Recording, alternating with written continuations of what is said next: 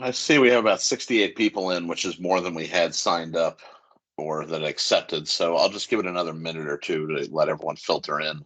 I did turn the meeting recording on as well, so anyone can refer back to this. This will go up on the help page after our session today.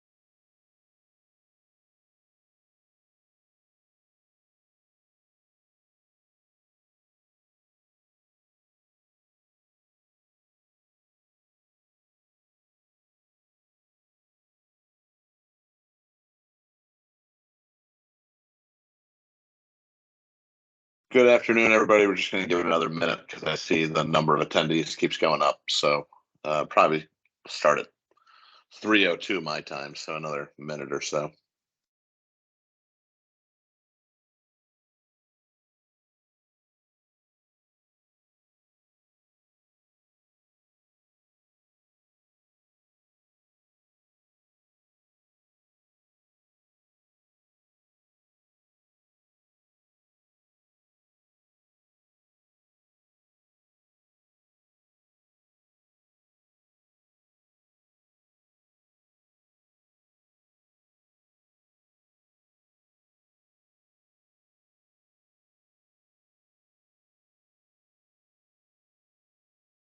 All right, in the interest of time, we'll get rolling. I want to thank everyone for taking the time today. We're going to be talking about ratio study software. So, an exciting topic. There's a lot to cover. There's going to be a lot of new information, but in reality, nothing has too drastic has changed. You'll follow the same basic workflow you have historically. It's just obviously a new piece of software and some different terminology potentially. So, we'll go through this training today. This is the first one I've done on ratio study in a while. So if I'm a little rusty, bear with me. And we have another training scheduled for later this month. I'd probably recommend all of you come again to that training because, like I said, there's going to be a lot to go over. I know many of you are going to assessor school next week, so it's a good opportunity to learn a few times as we go through the process. So today we're going to be talking about, well, my name's Dave Salzer, by the way. If for those of you who don't know me, I know many of you have met me along the way through the e-file work we're doing. For those of you who haven't, I work for Catalyst. We build government software, and I've been working on the project in South Dakota for about 4 years. So today we're going to cover, first off, the changes to the ratio study workflow. Then we're going to talk about the application itself, the workflow, the features, the functions. I'll do a live software demo, and then I'll take any questions. As we're going through things, you can feel free to ask questions. I will try to keep my eyes on the chat as much as possible. If anybody doesn't notice me answering a question that's urgent, jump off mute. Please feel free. I'll try to stop at various points as well and field questions. So we're going to talk about the workflow changes to the ratio study process to start with. As you are all aware, there's an existing piece of software that the Department of Revenue has been using for quite a while. And the workflow coming out of the counties is that you have registers that are recording deeds and sending a PT 55 to the Department of Revenue monthly. That PT 55 file contains the sequence number, the grantor, the grantee, the deed type, if it had any exemptions, all the basic factors around the transaction, including, of course, the sale price. This currently is sent in Excel and does not get loaded into that ratio study application. It lives in a series of Excel files that come monthly. The department has to sift through those ultimately. You as DOEs on a quarterly basis are loading your, I call it a PT 55, but your sales information, for lack of a better term, directly into the ratio study application. And that information contains your validated opinion about the sale. So the sale price, the assessed value, the classification code, if the sale was an arm's length transaction, and if it should be rejected or not, and what rejection code you should use. So as you guys know, all of that goes into that file that you send. What then happens in the current workflow is the Department of Revenue works with that application and all of these different register of deed PT55 files to make sure that all of the sequences are accounted for and that the data is correct. You can imagine trying to align the data that you all load into the web app with these separate register of deeds files is pretty time consuming and tedious. The application that we're deploying in South Dakota is used in 4 other states to manage their ratio.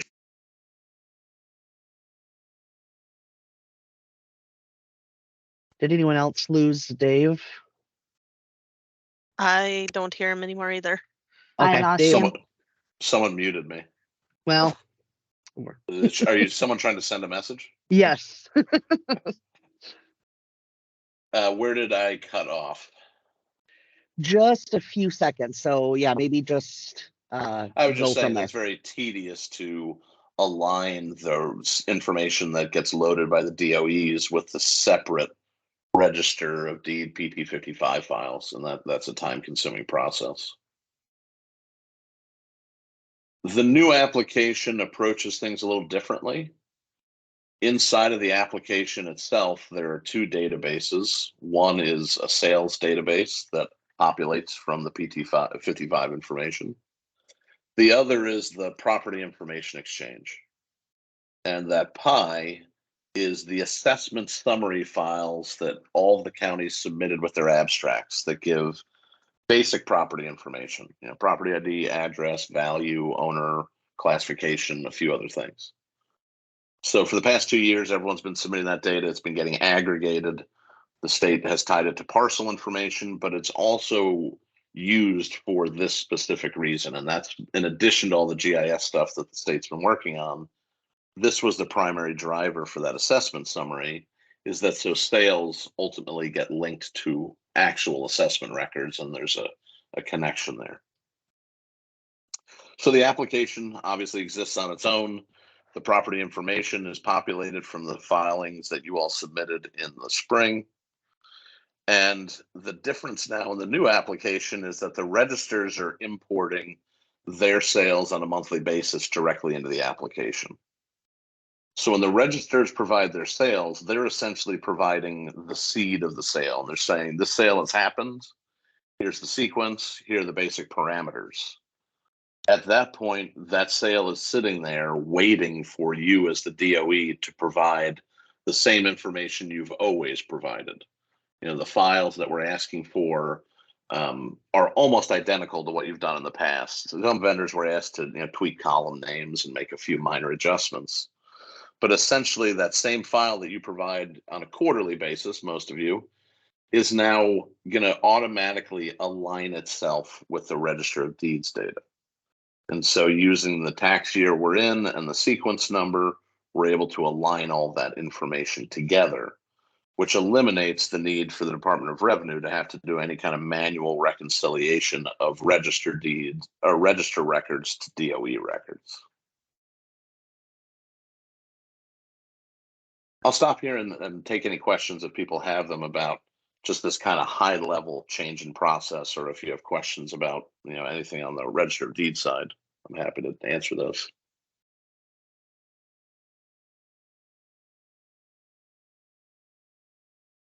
I'll keep my eye on the chat as we go, but really that's the big methodology change, is that when you load your files now as DOEs, rather than just loading it in, your file's being loaded and compared against that Register of Deed information to make sure that all the sequences are accounted for and that we can correlate all the information together. So I put this abrasive red box on the screen because, as I said at the beginning, we're going to go through a lot of different things today. Karina's asking what happens with an incorrect legal. We can talk about that when we get into the demonstration. I'll go through that, bring that back up. Karina, please. That'll be more applicable at that time. We can talk about data and how to change information that's in the app. So the reason for the red box is we're going to talk about a lot of stuff today, but it's really important to remember that this system will cause you very few headaches if you upload your file and make sure it covers all the sequences. Essentially, all you do in this app is upload your information. There's an additional step where you say that you're ready for your sales to be sent off to the state for review. But at the end of the day, this is really no different than anything that's been done historically. Rhea, I see your question. I'm going to answer that as well when we get into the demo.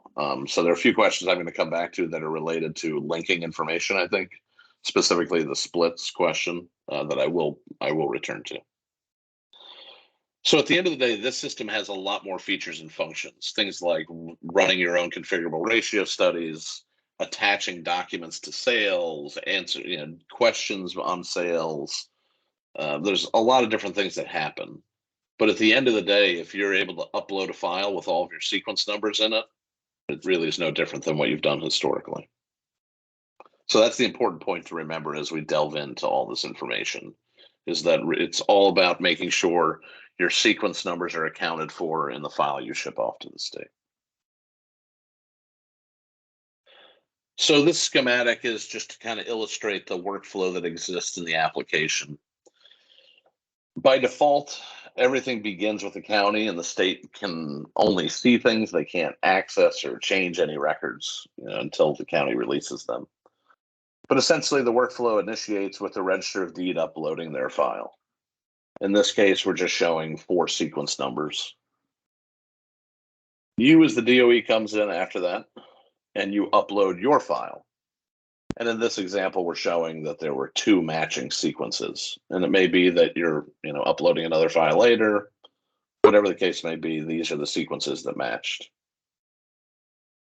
The step that is new for this workflow is that once you've matched your records, you can still go in and change them in the interface, reject things. You still have control of your data at that point. When you choose to, you release the records, and releasing those records sends them over to the state. So anything that you hadn't verified will remain behind, and anything that you've completed will get pushed off to the state for their review. You can release sales as you work through the process. You can release them at once. Really, it's just a workflow that when you're done with the sales, you ship them to the state, and the state now has control of the sales to work on them. If they choose to, they can return sales back to you as well. So I just probably have some duplicate slides here. So anytime the state has accepted your data, perhaps you release sales and you say to the state, I didn't mean to release those. Can you return them? They can always be returned back to you. So the analogy we use is like a football. Only one person can hold the sales at a time. And that's not all sales. It's whatever you choose to send. You can release one sale to the state and keep the rest while you're reviewing them. So I don't imagine most of you will do a lot with releasing besides just hitting the button after your upload. But I just want to make sure that we're clear on how this workflow functions, because sales can be pushed back and forth. But at no point can both sides edit one record. Either the county is in charge of editing the record or the state is.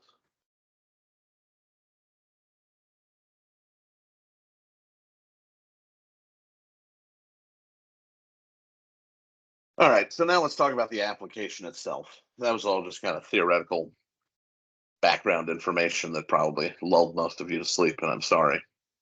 Have I broken this news to the Register of Deeds? Yeah, we'll talk about that. Most of them are providing their information now. As we phase into the new year, they'll be asked to just load it here directly.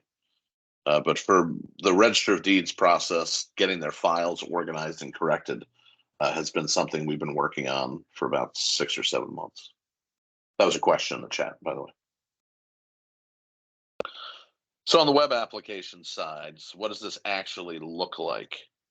There is an e-file portal that you'll log into.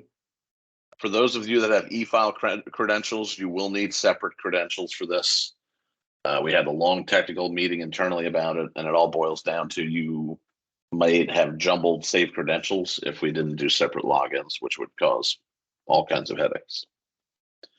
This is a web application, so you can log into it from any internet connected device. You can log in from a phone, an iPad, laptop, whatever.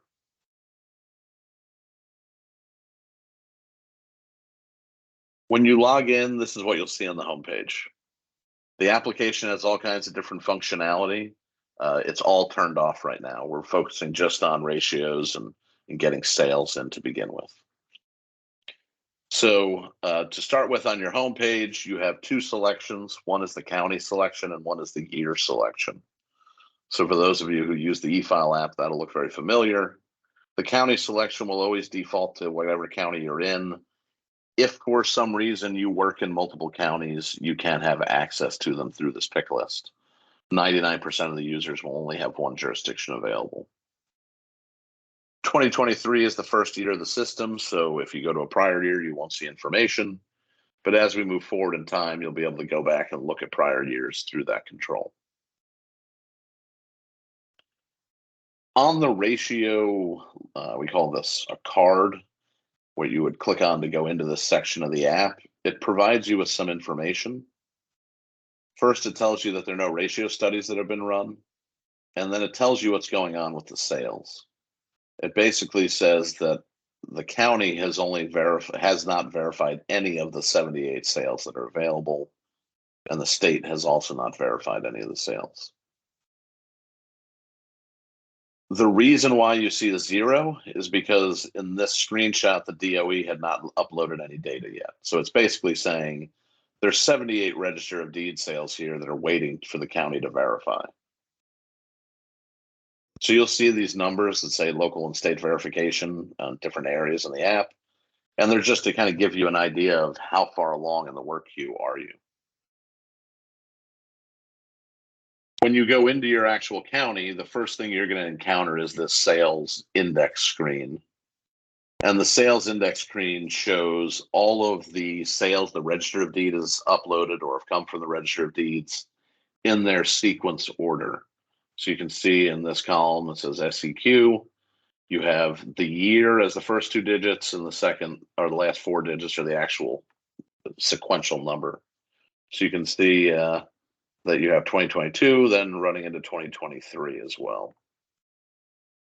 What I always like to say is this level of information is analogous to pulling open the filing cabinet drawer and seeing the tabs sticking up for all the sales. Clicking on any of these records will take you into the detail, but what this is showing you is basically all of the data that needs to be processed for you to complete your work for the year.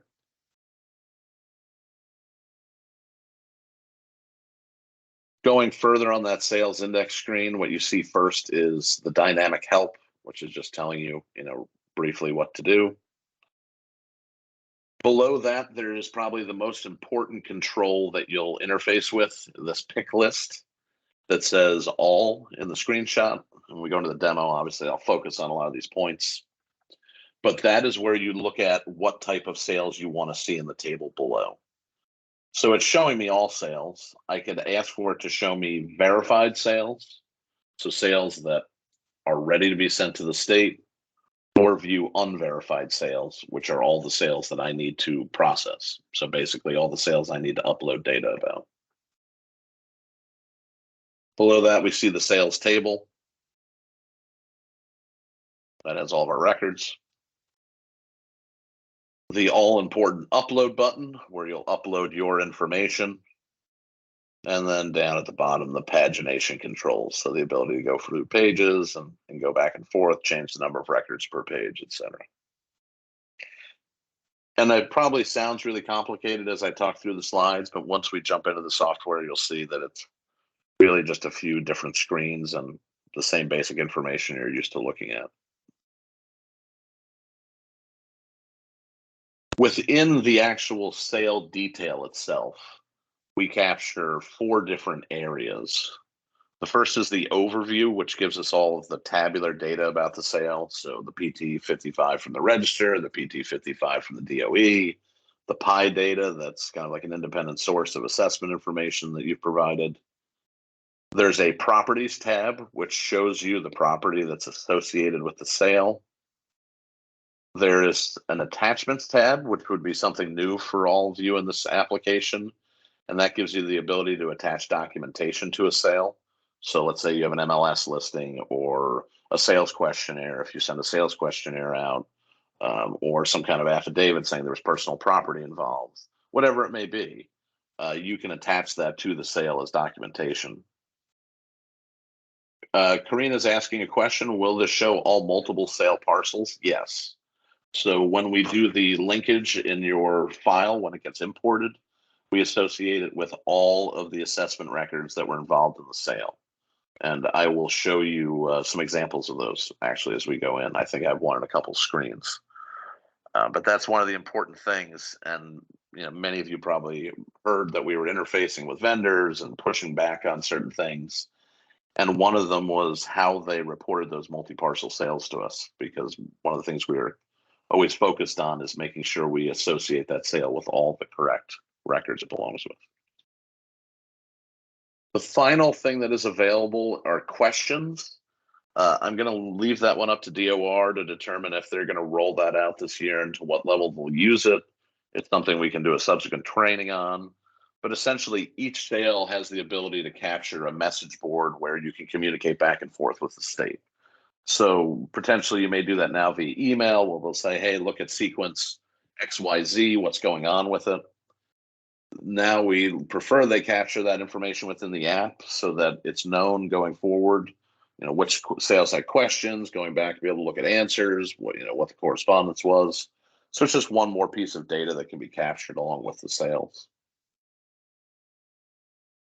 So what does this look like in the actual app itself? This is a sale detail screen.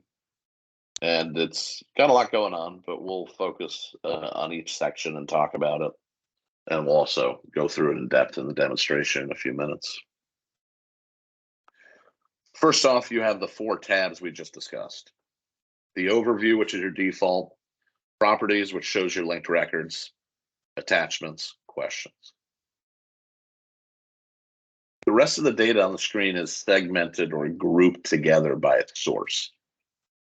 The upper left-hand side, you have the PT55 register data. So this is the information that came out of the register's file.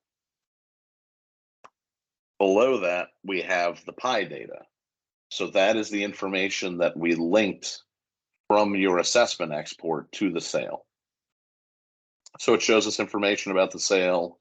It also shows us here, this red link says this is a multi-parcel sale. So it'll always indicate that.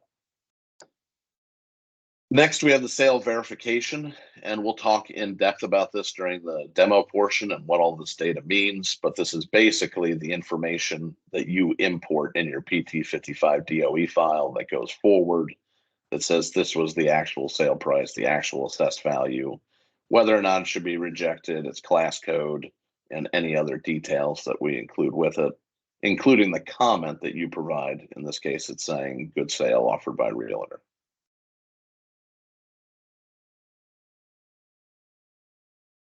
You also have controls up here. We're going to talk about those. One is your verify button, which lets you get into the details of this screen and edit. The other is the submit, which is a single release per record.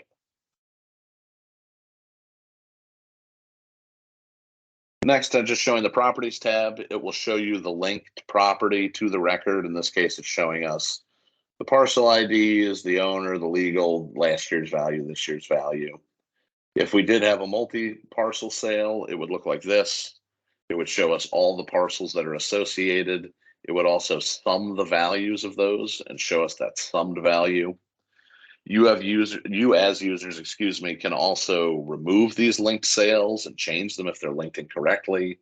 Let's say there was a 4th parcel that should have been linked here. You can go in and add that as well. And I can give you an example of that in the demonstration. Attachments are very straightforward.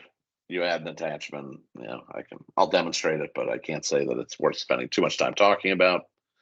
And questions, once again, is something I think that's probably too in depth for this initial training. So something we'll put on a future training. So we started 23 minutes ago, and that was a lot of ground to cover. And like I said, this is a lot of information. Really what you need to be focused on is loading your data and releasing your sales. And so what's that workflow look like? When you log in for the first time, this is just a screenshot from our test server in Davison. This is what you're going to see. You're going to be defaulted to your unverified sales. And what you're looking at is just a raw list of sales that come out of the register. So this is probably not that dissimilar to the way you're ingesting sales in real time when you're processing them in your office. You're getting deed images, you're looking at sequence numbers, you're entering all this information into your Canvas system and processing the sale. This information is all just sitting here. You can click on a sale and look at it. It won't contain anything more than the PT55 out of the register. Most of you are going to go right up to the upload button. Or excuse me, we talked about the controls. You're defaulted to unverified. Unverified means you haven't uploaded a record that matched it. They're just sitting here waiting to be worked on. If I go in and hit that upload button, it's going to take me to the upload page. I select the upload type. In your case, it's only going to give you one option. It's going to say the Director of Equalization PT55. You browse for your file.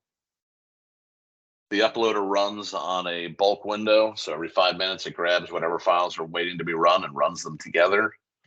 Then essentially your data gets populated. It'll return you back to this page. And you'll have what we call verified sales. So if you change your selection to verified, you'll see all the information is in. You'll see parcel IDs. These sales basically have been validated by you as the DOE and now are sitting waiting for you to hit this green release button. And that release button is what sends them off to the state. So you could validate or verify 5 sales and release them, and then come back 3 weeks later and upload another file that does 20 of them and release them. It's up to you as the DOE, kind of the pattern you follow. I'm going to go out on a limb and suggest that the state would prefer you upload your files quarterly and then release at that time. But I don't want to speak for the Department of Revenue beyond training you on how to use the software. So essentially, when you have release sales, you'll go in, you'll hit the release button. The system will say, "You sure you want to do it?" You say yes. And then all those sales fly off to the state. And you're left to just continue work through that queue if you have more unverified records. For many of you, once you upload your file, you're probably not going to have anything left in your unverified queue. You'll have verified all the records that are available, and you'll be waiting for the next batch to get pushed in at the end of the following month or quarter, depending on how you're doing it. Question coming in for Karina.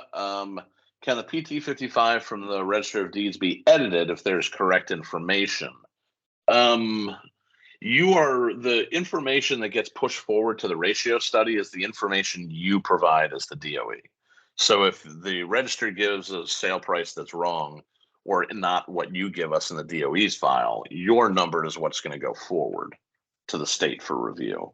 So the Register of Deeds file is really for 2 things, I would say.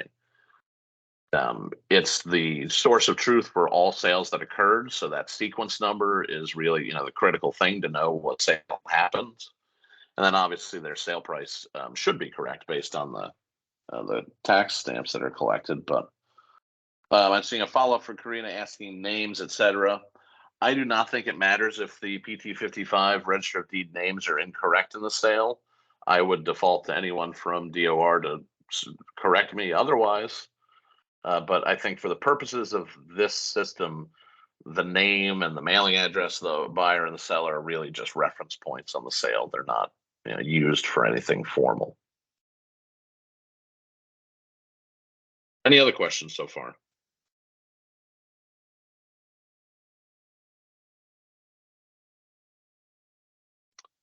So what about sales that have been uploaded, but you want to change something on? And someone had asked this before.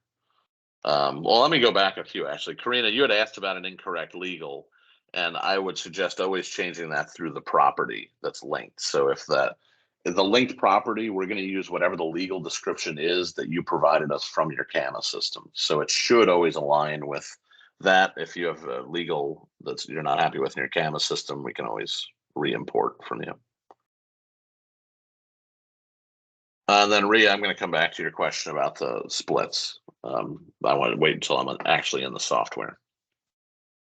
So I'm showing you a screenshot here of a sale that's been validated. So the DOE loaded the information. It's valid. It's, it can be submitted to the state at this point. But what if you wanted to change this? What if you said, well, this sale was included, but I really want to reject it because I found out that, they were cousins or there was some connection that makes these not an arm's length transaction. I could hit the verify button. And when I do that, it brings up this modal window. The first thing people ask is, why is the modal window to the right and not in the middle? We had a client a few years ago say, I really want to be able to see the data behind the modal, so you can push it to the side. So it does make it useful because you can still reference what sale it is. But in this pop-up, you can change any of those values. So the sale price, the assessed value, prior year value, land value improvement. You can set a reject code. You can change the class. You can enter a comment. So all of those things can be controlled through that modal window. So it's totally up to you if you want to go back into sales. Excuse me, I'm going to go back 2 steps. Why prior year? That's a great question, Rhea. I just need to configure that to not show. There are like 85 configurations on the screen because every state has a different layout of fields. So we show that prior year value sometimes. I don't think it was meant to be turned on the test server I was taking these screenshots from. But there are about 15 other fields that can be displayed below improvement value. We have some clients who look at different metrics. They look at some states get personal property details as well from the register, so they know if there are concessions, personal property involved in the sales. It's a lot of different things that can go into ratio studies, as I'm sure you all know. All right, so let's jump into the demo. Unless there are any questions so far, I think the demo is probably a lot easier to digest. I'm happy to take questions while I'm logging in and switching my view, though.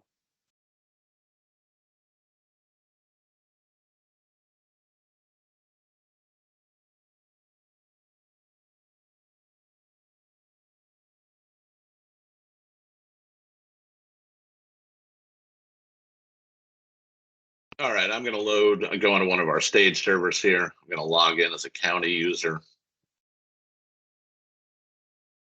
Oh, sorry, wrong site. I meant to go to the ratio study.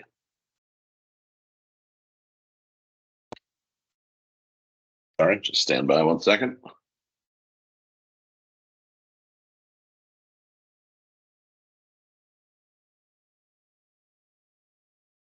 So I'm logged in as a county user.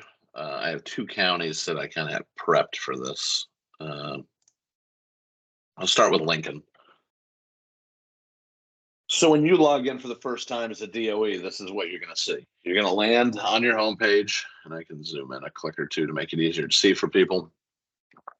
And what we see here is that we have 2,200, almost 2,300 sales from the register that have been loaded into the application. And so far, the DOE has loaded no records to match it, which is obvious since you guys are just getting in for the first time. So if I click on ratios, it's going to take me to the ratio study homepage. Long term, we'll talk about how you guys can run your own ratio studies and do your own calculations and run it on certain strata and certain time periods, but that's lesson 2. Lesson 1 is all about the sales, so we're just going to focus on sales validation. You see those same metrics listed to you in the workflow tracker. So it's saying the sales haven't been locally verified, they haven't been released to the state yet, and the state hasn't reviewed anything. If I click on sales validation, it looks like what we talked about, what we saw in the interface, or in the PowerPoint, excuse me. I'm defaulted to my unverified sales, and I see a giant list of sales information. I see I got 2285 to go. If I click on any of these sales, all we see is that PT55 data.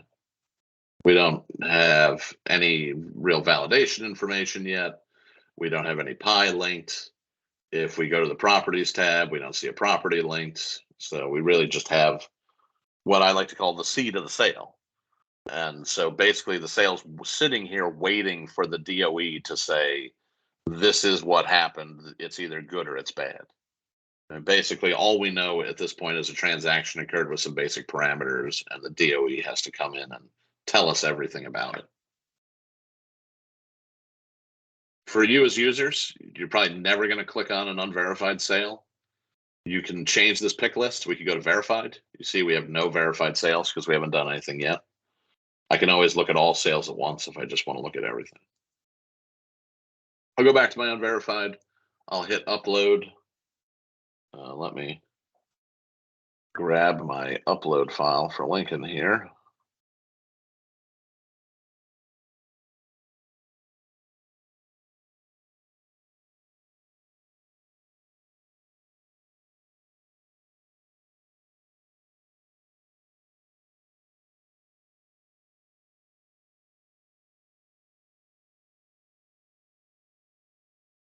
So I'll pick my file, DOE, browse for this.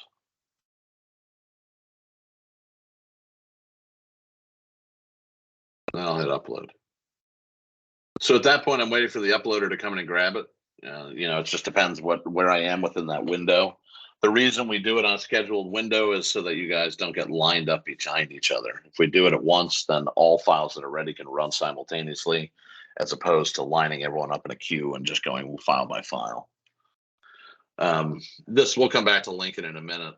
I wanted to jump over to show you what Hyde looks like. I just uploaded their file right before the training. So you see I uploaded a file that verified 58 of the 123 registered deed sales. So I had registered deed sales from November of 22 through July, and I only uploaded a limited amount of DOE sales because it's just the file that I had. But once I uploaded those, it set their status to verified. So if I go in now and I go to sales validation, I'm still defaulted to unverified and I see all these sales. But if I flip over to verified, I see all the sales that I've basically gone through and given the information about. So we'll look at this one that was included. When I click on it, I can see all the detail. So I see what the DOE reported on their file. I see the source data, which we'll talk about in a minute. I see the linked record down below. If I go to the properties tab, I see the linked record. I want to focus on this area of the screen because this comes up a lot with people asking why it's broken down like this. And I'm zooming in just to show it. Basically, what happens is that we capture this column of what we say is source data. So the sale price is what the Register of Deeds reported. The assessed value is what your PI data told us. The reject code came from what you uploaded. The classification comes from what the DOE uploads. And then what actually goes forward to the state is what you provided in your file. This source data column is merely just a column of reference to say, based on all the different places we're capturing information about the sale from, this is what is believed to be correct. It doesn't mean it is. You might come in and say, the sale price is wrong. There's personal property involved, and you put a note on it, and that's that. But the source data is always there just as a reference point. The information that gets used for the actual ratio study or gets sent to the state for review is what appears in this DOE column, which is the identical information to what you upload. So nothing has changed from the perspective of the files you provide as DOEs or what are used to run ratio studies. It's just that rather than after you submit, the state trying to reconcile these sequence numbers and make sure everything ties together, that's happening up front rather than post, so to speak. The verify button is here as well. I could go in and verify. And that listed value will turn off, so it won't appear. But you might say, no, this is a rejected sale. I don't like it. There was no money exchange. That's not a great one. We'll say not a willing buyer or seller, and we'll verify it. And now you see the system will push your reject going forward to the state, but it's always going to say, well, the original file included it, and then later it was changed. It's just so that everyone understands, what's transpired with the sale over time. So, Rhea, I said I'd come back to your question. So, what about sales that can't be processed due to new plat splits, et cetera, that aren't done until future year? Right now, I believe you are able to submit without having a PI record linked. In the event that a PI record doesn't link, we can always put in a dummy record as well. But this question has come up internally in our discussions about, there are splits and plats, new plats that come in, and the parcel record physically doesn't exist yet. The other option is that you associate it with the parcel it originated from, because that, was the parcel at that time. So there are a few different approaches to that. As we start to run into those and the state starts to get their feet wet with everything, I will have a more solidified answer, I think, on the way that is preferred to be handled. But we have a few options going forward. So essentially, as the DOE, once I upload that file, all I need to do is hit that release button, and those sales are gone now. They're at the state. If we go back up to the top level, we'll see that we have those sales verified and they're off. If I go back in, it shows me right here that I've released those sales to the state, and the state has reviewed 0 of the 58. So that workflow tracker kind of gives you the step-by-step process. The piece that is new is this releasing. It's before you guys would upload your files and they were done. The file, some of you may have had file upload issues, but essentially when the file uploaded, that was the last step of it. It's not to say that going forward, we can't automatically release your sales when you upload them, but this gives you an opportunity to review the information again before it's shipped off to the state. So that release is just you having the ability to open the floodgates and let the sales out. Now notice when I go back in here and I go to unverified, I still have this work queue. The release only works for the verified sales. It lets out everything that's verified and it retains everything that's unverified. I could have gone into each sale individually and hit the release button if I wanted to. Let's say I had 3 sales I wanted to release. I could release them on their own rather than opening the floodgate and letting all of the verified sales out. You have reports available. You can run your sales list right here. It's just going to regurgitate your sales back to you in Excel, basically. Most of you have this in your own system, so it's probably not overly useful. But at least if you're trying to understand what sequences are available or what sequences are still unverified, it's a good place to do that as well. So, questions so far?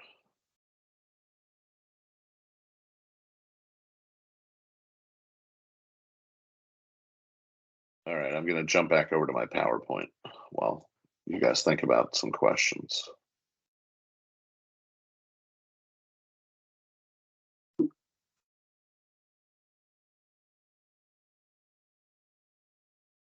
So we got a question. Are we supposed to upload every sale confirmation letter we receive? I do not believe that is the case. I would let someone from DOR answer that. I think if you have sales that you think may be potentially controversial, you might want to load those sales confirmation letters. Next up, I have a question from Ree asking, are we doing this for all sales since November 1st of 2022? Yes, we are. We're going to jump into that right now. That's the last part of this session. So for the past 6 months or so, we've been going back and forth with the Register of Deeds and their vendors to make them compliant with standardized reporting. So most of the vendors were providing standardized reports, but we had some that were not using consistent deed types or not consistent exemption types. So we updated the standards and asked people to follow them. And a lot of the providers got on board, Tyler. I give them a lot of credit there. We're the first ones to have all their clients and their registry files running correctly. We have some counties that are still working on things, and if your ROD has not submitted data to us and it's not complete yet, it's going to stop you from starting your process. And this is an opportunity for some counties potentially to impart to your register of deeds how important it is that they make sure their vendors are reporting the files correctly to the state. So what I want to do is talk about the three different stats or statuses of counties that we have.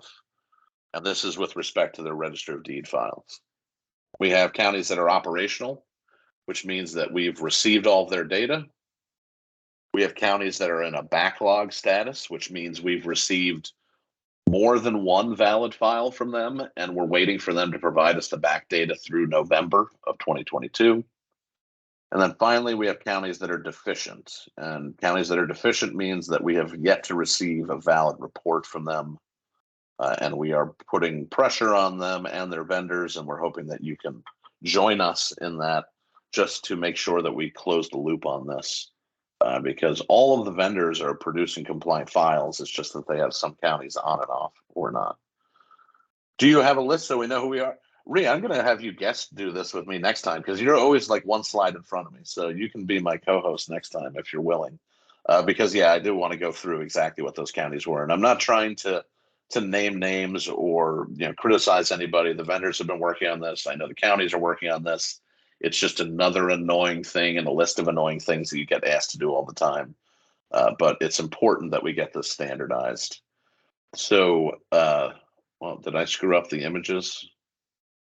Okay. So these are the deficient counties. It says backlog here, but these are deficient. So these 14 counties have yet to produce valid files. And we need to correct that when possible. So if you are in one of these counties, you should take a walk over to your registrar's office. And the thing to ask your register is, are they talking with their vendor about it, or has their vendor explained to them what's going on? We have sent many communications to the registers. We have been talking with their vendors extensively.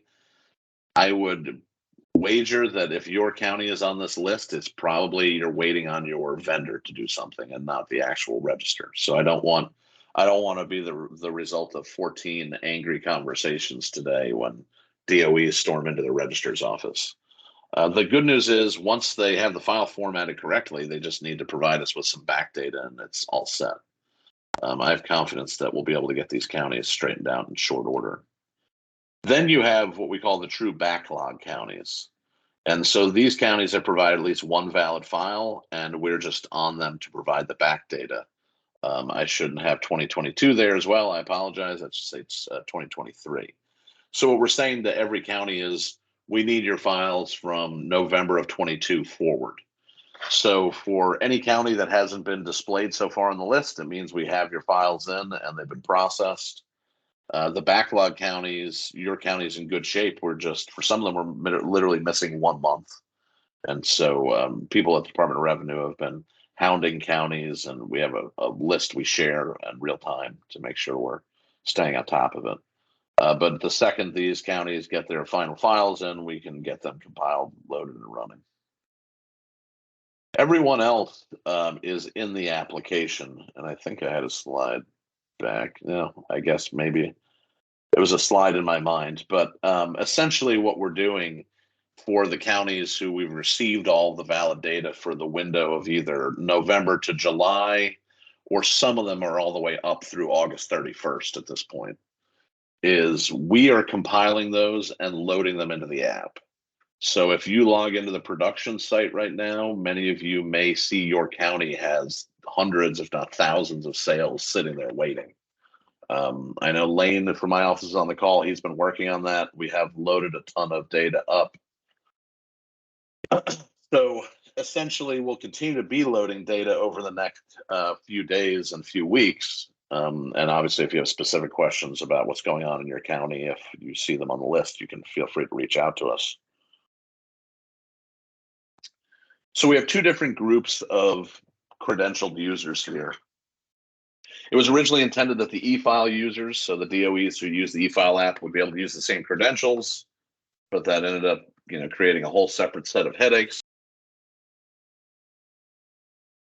So a few weeks ago, or I guess probably last week, a form was circulated by Amber for people to sign up for credentials. If you did submit that form, Lane from my office has processed your credentials and they've been sent to you. If you haven't received them, you'll want to reach out to us at the help desk. If you need credentials, you're going to want to go to this Google form. I'm going to put it in the chat momentarily. You can fill out that form, name, email, send it to us, and we'll get your credentials created. So at this point, you're all able to, once you get your credentials, go into the app. You can see where your county is at, if you have sales or not. You're able to upload your files. I would warn you, if you're going to upload, that you run your file from November 1st through either July 31st or August 31st. If you run it through August 31st and those August register files aren't there yet, nothing will happen. You just won't get a match on those records. You want to validate the output's correct. There are two ways you can do that. You can email it to us, or you can look at the state's file. If you run Ultra, your file should be fine. If you run Tyler and you're running the newest file format that they put together, you should be fine. And the Vanguard user should also be set, is provided you took their latest update at the beginning of September. I believe they're rolling it out. They just had a minor field change that they had to adjust. So basically what we want you to do is run that file, make sure it looks good, log into the site, load your files, release your sales. We spent almost 50 minutes now talking about it, but at the end of the day, really you're doing the same workflow you've always done, which is loading your validated sales. So if that file you load is formatted correctly and contains all the sequences, this will be a process you don't think too much about. Like I said, for those of you who want to jump down into the pool, there's all kinds of stuff you can do in addition when we get into the ratio study side of it. So this app doesn't treat ratio studies the same way the old one did, where you just kind of run a report. This one will allow you to determine the criteria going into the study, confidence intervals, what types of sales you want to look at, what duration you want to look at. And so there's a lot of cool functions and features for those of you who want to go deeper into the ratio study world, or maybe are already in that world and just looking for tools to use. But obviously our number one goal is getting everyone in, getting the sales validated, and trying to minimize the disruption to your life as much as possible. So obviously, if you need assistance, we're here at the help desk. You have help icons throughout the application that if you click on, they'll take you to our help page, and you can submit help desk tickets. You can email us at support. I know many of you have talked to us before at the help desk. So if you have any questions, please feel free to reach out. We'll be doing this training again in a week and a half or so. I know many of you are at our assessor's school next week. We'll also be making tweaks and adjustments as we go on, through the app as well. So, if you have feedback or questions, please reach out and let us know. Let me pop out the chat one more time and check and see. Does anybody have any additional questions? Anything I can touch on? Actually, let me put that Google form link in the chat for everybody. 1 second.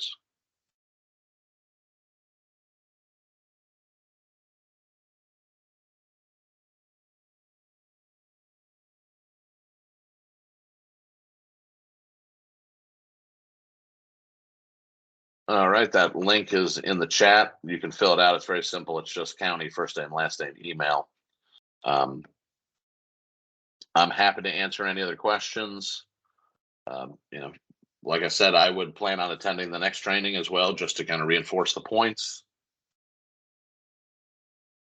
So I have a question coming in from Dawn. Our DOE may know this, but where do we get the state ID for the parcel? So when you mean the state ID, Dawn, are you saying when we show like the parcel link and the state ID that we're referencing? For example, if I blow up the screen. Sorry, that's probably too hard to see. That is your local parcel ID with a FIPS code thrown in front of it. So it's just your regular parcel number. So when you search for it, you just search for your normal parcel IDs. If you see here, the local ID is 283.1201.3B. We're saying the same thing, except there's a 46083 in front of it, which is the federal ID code for that county. So we use that FIPS code so that if you have two counties that have map 1 lot 2, that they don't cross over each other. No, Don. Don's asking another question. I didn't know if it had to be in the file uploaded. No, we just need your local parcel ID. So we need the local number you use to identify your records, and then we tie that in and drop the state ID onto it. It's part of that property information exchange PI data linkage that we do.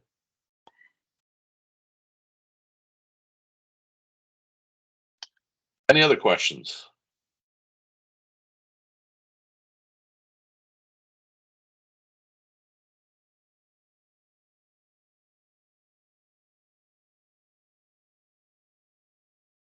Oh, yep. Corey's asking a question about the web address. I'm going to put that up again, and I'll put it in the chat as well. I have it up here somewhere.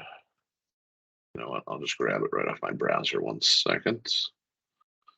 It's SD Sales Portal, which is separate from the other portal. Kathy is asking a question. Are the uploaded documents available to the public, or is this just going to be viewed by DOR? Everything that you're seeing is password protected. It's only DOR and county users. So if you upload something, Kathy, only the people that are authorized to view it within your county and the state will be able to see it. There's no public element to it. Data will be taken out of this site and made public, like the overall ratio studies, the stuff that used to be public through Gold app. But there's none of the things we just saw will be public to anybody besides the counties in the state.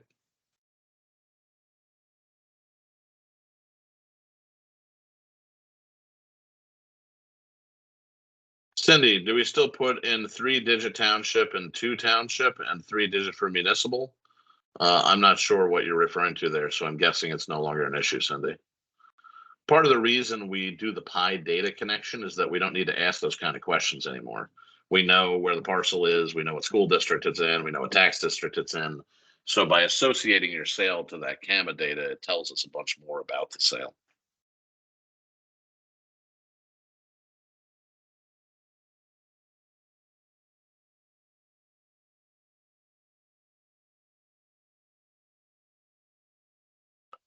Can I answer any other questions?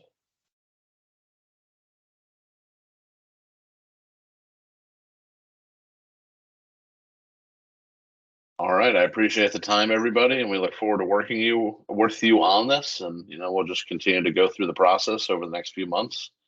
And like I said, I encourage everyone to come to the next training, but this one will be placed on the website so people can refer back to it later. So with that, I think I'll wrap it. Everyone have a great day, and thank you very much.